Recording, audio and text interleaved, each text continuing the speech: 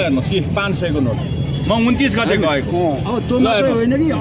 यसै चाहिँ प्रमाण देखाउने प्रमाण बिना कुरा बोल्नु हुन्छ त भोलि तपाईले प्रमाण सोध्यो भने के भन्नु त के देखाउनु तपाईले माने देखाउनु भयो नि त यी प्रमाण शेरबहादुर देउबा फोटो लिन सक्नुहुन्छ गडेको पैसा फोटो लिन सक्नुहुन्छ यी फोटो लिन सक्नुहुन्छ यो पैसा हो हैन हजुर यो पैसा यहाँले बनाएको हो कि यो आफै बनाएको हो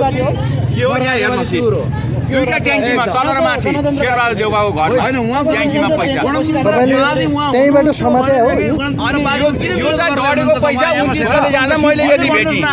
कति साथीले लगे डढेको पैसा सधैँ नोट लगे कतिले तामाका घ्याम्पा लगे खड्कारा लगे हुँदा हुँदा शेरबहादुर देउबा अरू बाँकी सधैँ पैसा लिएर सिङ्गापुर उडे भनेपछि शेरबहादुर देउबा पनि यहीले बनायो हो त आर्दुला पनि यहीले बनायो किन त्यहाँको नक्सालको भएको हिल्टन होटल पनि यहीले बनायो साथी विचार गर्नु समयमा बुद्धि पुर्याउनु नत्र एआई भन्दा भन्दा आफ्नो बाआमा आफू पनि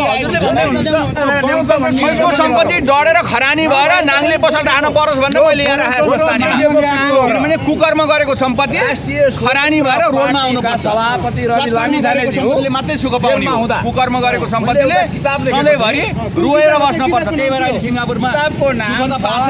तर रोएर नेपालमा मरेपछि बाक्सामा प्याक भएर आउनु पर्छ निकालेको छु साथी धन्यवाद म राजु कुमार नेपालको सेरोफेरो छ सिङ्गु नेपालको सेरोफेरो